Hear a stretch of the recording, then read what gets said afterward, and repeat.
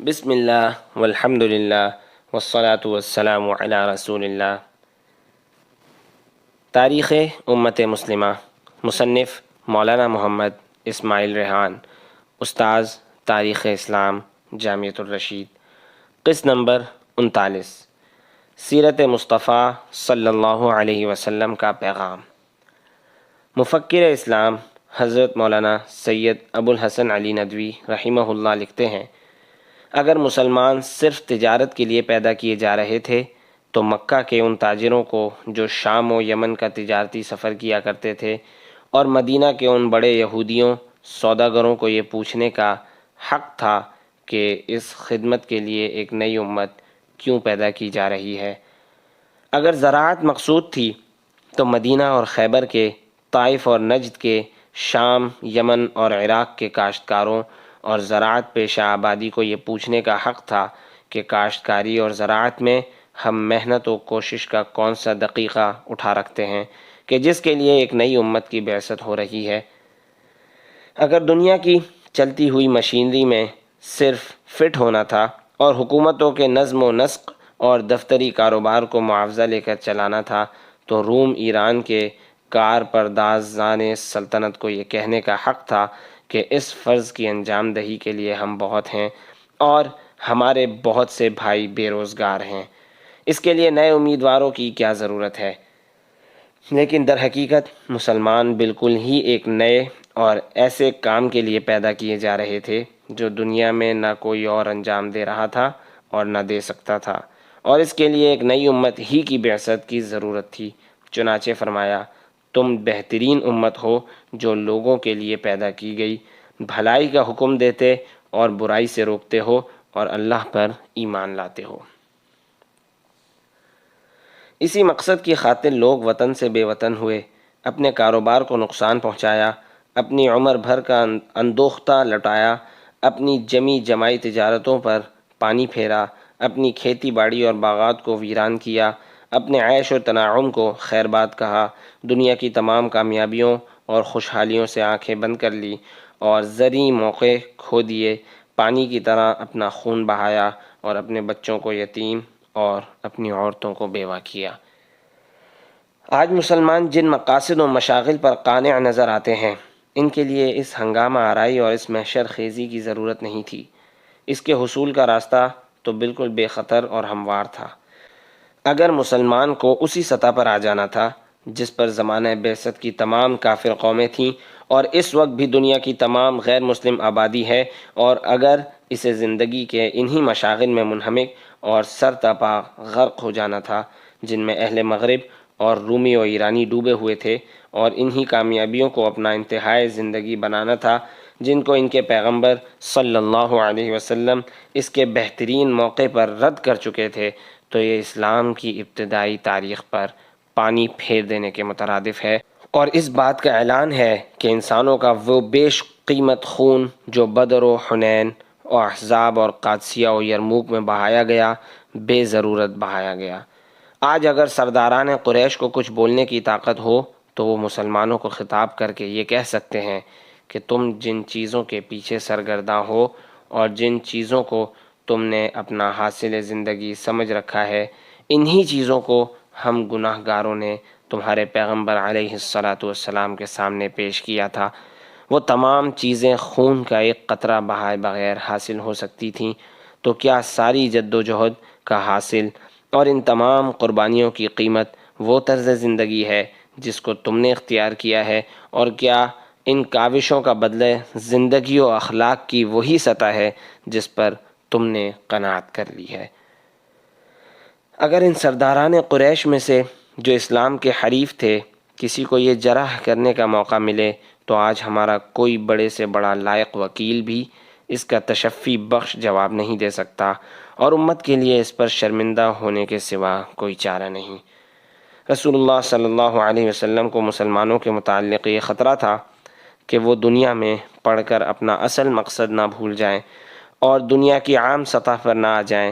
آپ نے وفات کے قریب جو تقریر فرمائی اس میں مسلمانوں کو خطاب کر کے ارشاد فرمایا، مجھے تمہارے بارے میں کچھ فقر و افلاس کا خطرہ نہیں، مجھے تو اس کا اندیشہ ہے کہ کہیں دنیا میں تم کو بھی وہی کشائش نہ حاصل ہو جائے جیسی تم سے پہلے لوگوں کو حاصل ہوئی، تو تم بھی اسی طرح اس میں حرص و مقابلہ کرو جیسے انہوں نے کیا، پھر تم بھی ہلاک کر دیا جائے جیسے انہیں ہلاک کیا گیا۔ مسلمانوں کی اصل شناخت یہی ہے کہ یا تو اسلام کی دعوت اور عملی جد و جہد میں مشغول ہوں، یا اس دعوت و عملی جد و جہد میں مشغول ہونے والوں کے لیے پشت پناہ اور مددگار ہوں، اس کے ساتھ عملی جد و جہد میں حصہ لینے کا عزم اور شوق بھی ہو۔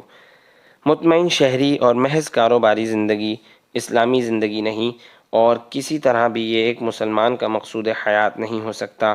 سیرت محمد مصطفیٰ صلی اللہ علیہ وسلم کا یہ سب سے بڑا پیغام ہے جو خالص مسلمانوں کے نام ہے۔ اسباق تاریخ: جناب رسالت مآب صلی اللہ علیہ وسلم 63 برس کے بعد دنیا سے پردہ فرما گئے، لیکن آپ کی تعلیمات کی روشنی آج بھی موجود ہے اور قیامت تک لوگ اس کے نور سے فیضیاب ہو سکتے ہیں۔ حضور انور صلی اللہ علیہ وسلم کے فیض نگاہ سے ذرے آفتاب بنے اور خاک عرب کیمیا بن گئی، شتربان جہاں بان بن گئے اور رہزن راہبر۔ کیا تاریخ میں ایسا کوئی اور معلم، ایسا کوئی اور رہنما پیدا ہوا ہے؟ رحمت عالم صلی اللہ علیہ وسلم نے عرب کے سردار ہو کر بھی کوئی جائیداد نہیں چھوڑی۔ اسلام کے سوا کہیں اور ایسی مثال مل سکتی ہے؟ نبی کریم صلی اللہ علیہ وسلم کو زبانی و جسمانی ایذائیں دی گئی، پتھر مارے گئے، قتل کی کوشش کی گئی، وطن سے نکلنے پر مجبور کیا گیا، مگر جب اللہ نے آپ کو غلبہ و اقتدار عطا کیا اور مکہ میں آپ فاتحانہ داخل ہوئے تو آپ نے مثالی رحم و کرم کا معاملہ کیا، بدترین دشمنوں کو بھی معاف کر دیا۔ کیا امت محمدیہ کی تاریخ کے سوا ایسی مثال کہیں ملے گی؟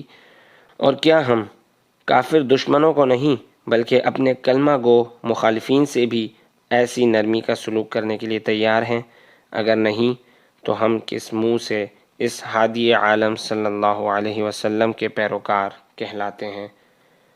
جو افراد رحمت دو عالم صلی اللہ علیہ وسلم کی آواز پر سب سے پہلے جمع ہوئے اور السابقون الاولون کہلائے، ان میں صدیق اکبر، سیدنا عمر فاروق، سیدنا عثمان غنی اور سیدنا علی المرتضیٰ رضی اللہ عنہم جیسے معزز افراد شامل تھے۔ وہاں یمن سے آئے ہوئے ایک غریب خاندان کے عمار بن یاسر، حبشہ کے سیاہ فام بلال اور غلام بن کر بکنے والے صہیب رومی رضی اللہ عنہم جیسے مسکین لوگ بھی تھے۔ ہر طبقے کے لوگ اس چشمہ فیض سے سیراب ہوئے۔ کیا ہم دین کی دعوت تمام طبقات کے لیے عام کرنے کا جذبہ رکھتے ہیں؟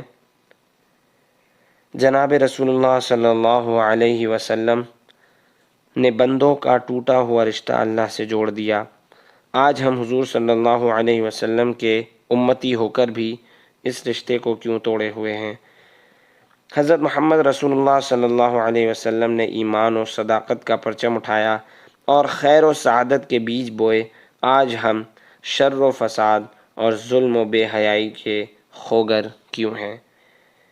حضور اقدس صلی اللہ علیہ وسلم نے عمر بھر قربانیاں دیں اور اپنی امت کو عالمگیر فتح دلا کر امن و عدالت کی بادشاہت قائم کی۔ آج ہم جبر و استبداد کے جھوٹے خداؤں کے آگے سرنگوں کیوں ہیں؟